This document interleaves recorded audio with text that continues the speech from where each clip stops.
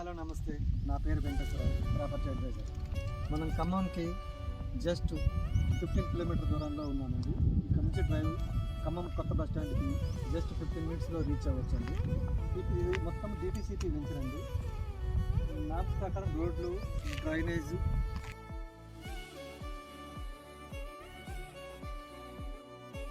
Power supply, avenue plantation, చుట్టూ ప్రహరీ, ఎంట్రన్స్లో గేట్తో మనకు ప్లాట్లు సేల్కు సిద్ధంగా ఉన్నాయండి.